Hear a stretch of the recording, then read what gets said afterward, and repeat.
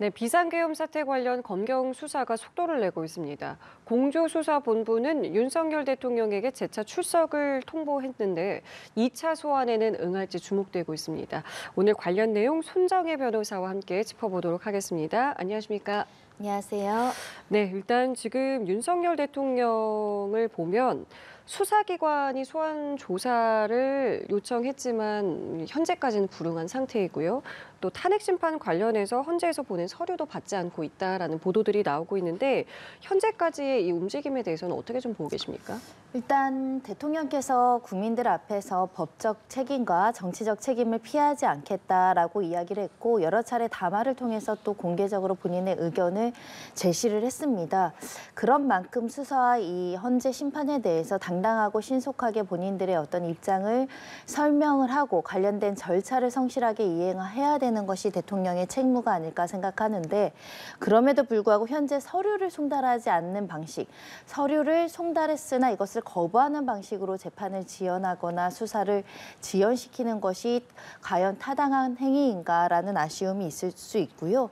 현재 헌법재판소에서는 재판 지연을 막기 위해서 우리가 얼마 전에 헌법재판소의 전자문서 이용 규칙에 따라서 전자송달할 수 있다라는 규정을 두고 있습니다. 예. 그래서 지금 민사나 다른 사건들 같은 경우에도 많은 사건들이 전자소송이 진행되고 있고 또 전자소송 같은 경우에는 발송하고 일주일 지나면은 송달을 간주하는 내용들이 있고 많은 재판들이 그렇게 이루어지고 있어서 이미 헌재에서는 인편, 우편, 전자문서 송달 방식으로 송달을 개시한 상황이어서 네. 이 재판이 지연될 목적으로 고의로 받지 않는다라고 판단되면 송달된 문서, 전자송달된 문서가 일주일 지난 이후에는 송달 간주 처리해서 절차를 진행할 수 있다라고 봐야 될 것 같고요. 수사기관도 마찬가지입니다. 일단은 수사기관 같은 경우에는 뭐 헌법재판소법, 민사소송법, 형사소송법과 달리 이 소환장의 방식과 관련해서 엄격한 규정보다는 이 조사 일정에 대해서 여러 차례 요구를 한 상황이기 때문에 만약에 이렇게 소환 일정이 전달됐음에도 불구하고 정당한 이유 없이 또는 자진 출석하겠다는 의견 없이 이렇게 무한정 지연만 시키는 경우에는 이 자체가 정당한 사유가 없다라고 판단되는 요소가 될 수 있습니다. 그럼 내일 이제 헌재에서는 이 서류가 송달된 것으로 간주를 하고 절차를 진행할지 최종 입장을 결정을 하게 되는데 말씀하신 대로라면은 아마 이게 된다라고 보면 되겠군요. 네, 헌법재판소법 관련해서 이와 관련한 헌법소원도 있었습니다. 즉 전자송달로 송달을 간주하는 것이 재판 권리를 침해하는 거 아니냐, 모르고 못 받는 경우도 있을 수 있지 않느냐, 뭐 이런 논란이었는데요. 이미 이에 대해서는 헌법재판소가 이 헌법소원 청구를 인용하지 않고 합헌이다. 그러니까 전자송달할 수 있다, 전자송달할 수 있다라는 근거는 소송이 이 누군가가 송달을 고의적으로 지연하는 것을 막지 못하고 지연될 것을 우려해서 이런 절차를 두고 있는 것도 예정하고 있기 때문에 지금 현재 전자송달로서 송달 간주 판단을 할 수 있는 상황으로 보는 것이 타당할 것으로 보이고요.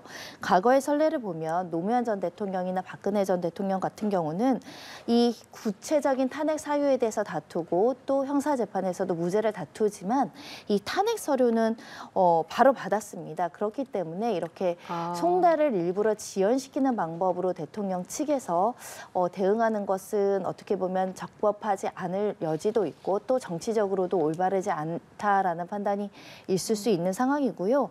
그리고 실제 송달이 안 됐다기보다는 정확하게 말하면 송달은 됐는데 수치를 거부한 겁니다. 그러니까 이런 경우에까지 계속적으로 이제 통지를 보내는 것보다는 송달 간주할 가능성이 높아지지 않을까 합니다.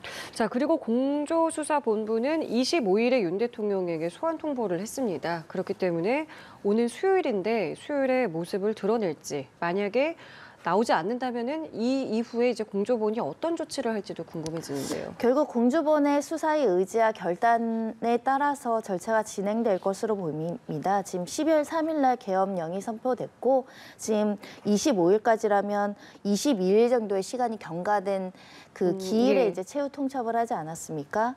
현재 뭐 여러 가지 뭐 국방부 장관이라든가 경찰청장 연속적으로 지금 구속돼서 신병이 확보되고 있고 그에 대한 근거는 증거인멸 가능성이 가능성을 재판부들에서 설명을 하고 있는데 20일 이상 시간을 줬으면 변호인을 선임하려고 하더라도 선임할 수 있는 상당한 기간이었고 특히 이 시간 동안 또 증거인멸 가능성이 완전히 배제된 상황이 아니기 때문에 일단은 더 이상 날짜를 늦추기 어렵다는 수사 기관의 판단이 있다면 체포영장을 발부받을 가능성이 매우 높고 그에 따라서 윤 대통령이 자진해서 출석을 할지 아니면 체포영장에 따라서 집행을 할지에 대한 기로에 서 있기 때문에 다음 주 초경에는 공저분과 조사 일정을 조율해서 임의로 출석하는 것이 그래도 국민들 앞에 최소한의 어떤 도리지 않을까라는 생각이 들고요.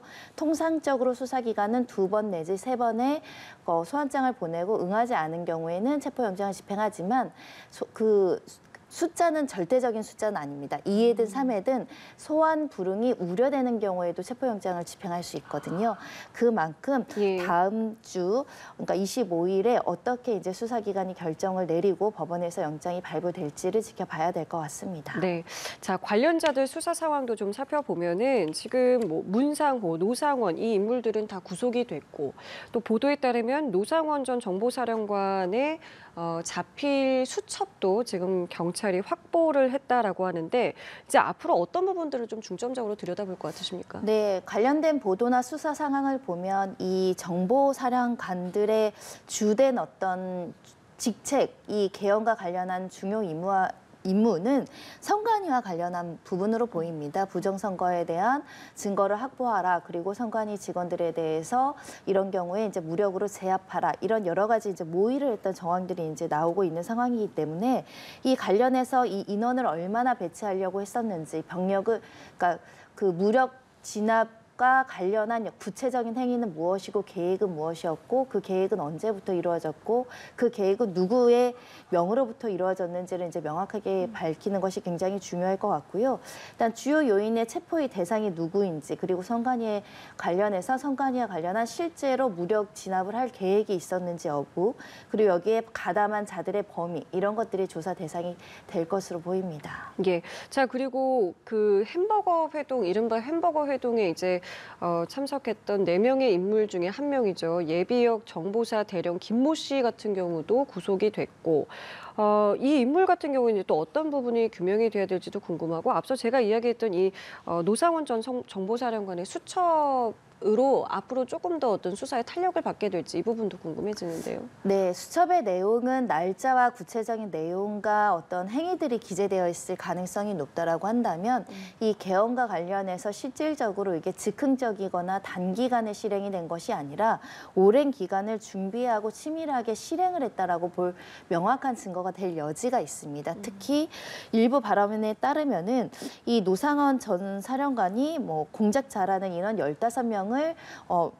마련해야 된다. 그리고 일부에게는 11월에 부정선거와 관련한 유튜브를 분석해서 이 부정선거 관련한 정황을 찾아봐라. 이런 지시를 했다라고 알려지고 있거든요. 예. 그럼 이 수첩에 이런 내용들이 구체적으로 기재가 되어 있다면 적어도 11월부터는 이런 어떤 비상 개헌과 관련한 모종의 모의가 진행될 가능성을 굉장히 높게 봐야 되는 상황이고 특히 그 과정에서 이 국방부 소속의 이제 조사본부의 전현직 간부들을 모았다는 정황도 나오고 있고 직속 수사팀을 꾸리려고 했던 것도 나오고 있어서 그렇다고 한다면 이 계엄 실행의 목적이 대통령의 담화와 다르게 대통령과 김용원 전 장관은 야당에 대한 압박용이라고 주장을 했거든요. 근데 실제로 이것을 실행하려고 했고 주체적으로 실행 계획이 있었을 뿐만 아니라 포고령을 위반한 자들에 대해서 실제 직속 수사팀을 구성해서 수사 인원까지 마련해서 향후 일정까지 대처하고 모의하려고 한 정황이 뚜렷하게 나왔다라고 한다면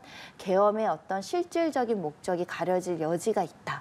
그리고 계엄의 실행 범위는 굉장히 넓어졌고 그 당시에 준비하는 요원도 굉장히 많았다라는 방증으로 볼 수 있기 때문에 실제 진위 여부, 경위, 가담자에 대한 진술 확보하고 있는 것으로 보입니다. 그 말씀하신 김용현 전 장관도 현재 구속이 되어 있는데 이런 주장을 하고 있습니다. 검찰의 수사가 조작됐다. 휴대전화 증거를 조작해서 지금 검찰의 수사 자체가 조작되고 있다라고 주장을 하고 있고요. 검찰에서는 불가능하다라고 일축을 하고 있는데요. 예, 이 사건 같은 경우는 김용원 전 장관도 구속영장이 발부가 됐고 범죄의 소명이 있고 중대성이 인정된다라는 판단이 있었죠. 예. 그러니까 기소 가능성이 매우 높은 사건이다 보니까 김 전 장관 측에서는 앞으로 이루어질 형사 재판에 대비해서 증거 능력을 부인하기 위해서 이렇게 이제 증거 수집 과정에 문제가 있다라고 주장을 하고 있습니다. 그런 만큼 굉장히 중대한 형을 염두하고 증거에 대해서 다투기 시작했다라고까지 봐야 될 것 같은데요. 그런데 김용현 전 장관이 계엄 직후에 휴대전화만 3번을 교체한 사실이 알려졌습니다. 3번을 교체했다라는 것은 액정이 깨졌다라는 이유만으로 설명하기 어려운 증거인멸의 시도라고 볼 여지가 굉장히 높기 때문에 이 증거와 관련해서 결국 수사기관과 증거 싸움을 하는 와중에 일부 검찰이 증거를 찾아서 일부 텔레그램을 확보했다는 소식이 전해지고 있는데 이 텔레그램 확보와 관련해서 이것을 그대로 휴대전화를 찍는 게 아니라 별도의 파일로 관리해야 한 것은 증거 변조 아니냐 이런 주장을 하고 있는 것입니다. 하지만 검찰에서는 통상적인 절차대로 관련된 압수수색 영장 밟아서 적법 절차에 따라서 압수했다라는 주장이기 때문에 결국은 이 주장도 법원으로 가겠지만 법원에서 증거 능력을 판단할 것으로 보이고 이만큼 증거를 변조했다라는 주장은 검찰이 확보한 증거가 유죄를 입증하는 데 굉장히 유력한 증거가 될 여지가 있으니까 다투는 것으로 해석됩니다. 알겠습니다. 자, 그리고 검찰은 지금 그 비상계엄 당일날 국무회의에 이제 참석했던 국무위원들을 소환해서 조사를 하고 있는데 어떤 부분들을 조사를 하고 있는 겁니까? 결국은 비상계엄령의 절차적 요건 중에 국무회의가 존재하는가에 대한 중요한 사실을 이제 조사를 하는 건데요. 예. 국무회의조차 형해화돼서 형식적으로만 열렸고 실질적인 심의가 없었다라고 한다면 비상계엄령의 하자, 그러니까 불법성, 위법성이 하나 추가된다라고 말씀드릴 수 있기 때문에 그 당시 국무위원들이 실제 12명이 참가한 것으로 알려지고 있는데 실질적인 심의가 있었냐, 의견 진술의 기회가 있었느냐, 해당 회의에서 어떤 내용이 있었느냐, 미리 안건을 통보받았느냐 이런 부분에 대한 조사를 거쳐서 실제 회의를 부존재했다라고 볼 만큼의 하자가 명백했는지 아니면 그 정도의 하자는 이르지 않았지만 국무위원 회의인들이 이와 관련해서 어떤 진술을 해서 이 내란에 동조했는지 또는 동요했는지 아니면 반대만 했는지 이 내용을 구체적으로 가릴 것으로 보이고요. 지금 국무위원 중에 9명이 이제 참고인 조사를 받은 것으로 알려지고 있습니다. 그만큼 계엄 당일에 1분 1초의 시시각각 시간대별로 어떤 상황이 벌어졌고 어떤 국무위원들은 어떤 의견을 개진했고 그에 대해서 대통령은 어떤 발언을 통해서 계엄의 실질적인 목적과 방향성은 무엇이라고 이야기했는지 그리고 국무위원들에게 충분히 이것을 심의할 수 있는 시간을 주었는지 여하에 따라서 이 국무회의의 어떤 적법성, 그러니까 비상계엄의 어떤 위법성 여부가 이제 가려지게 될 것으로 보이고요. 경우에 따라서는 가정하건대 여기에 참여했던 일부 인원들이 이 계엄 선포와 관련해서 굉장히 긍정적인 의견을 제시하거나 이것을 찬양, 고무, 독려 또는 이것을 돕는 여러 가지 발언을 했다라고 한다면 추가로 이 가담했다라고 볼 여지가 있기 때문에 결국 피의자를 어디까지 갈 것인지도 이 진술에서 이제 기초해서 판단할 것으로 보입니다. 자, 그리고 겨울을 맞아서 이제 법원이 2주간의 휴정기에 돌입을 하게 됩니다. 지난주에 이재명 대표의 경우는 선거법 위반 사건의 항소심 기록 접수 통지서를 이제 수령을 했는데 그렇게 된다면은 2심 절차는 이 휴정기가 끝나고 2주 뒤부터 진행이 되는 겁니까? 휴정기와 상관없이 재판은 이제 진행 중이다 이렇게 말씀드릴 수 있고요. 예. 지금 기간은 이제 이재명 대표 측에 항소이유서 배당됐다라는 통지가 갔으니까 항소이유서를 20일 이내에 제출할 기한을 허용한 기간입니다. 그러니까 20일 동안은 이재명 대표 측에서 이제 항소이유서를 준비하는 과정을 거친다고 보시면 될 것 같고요.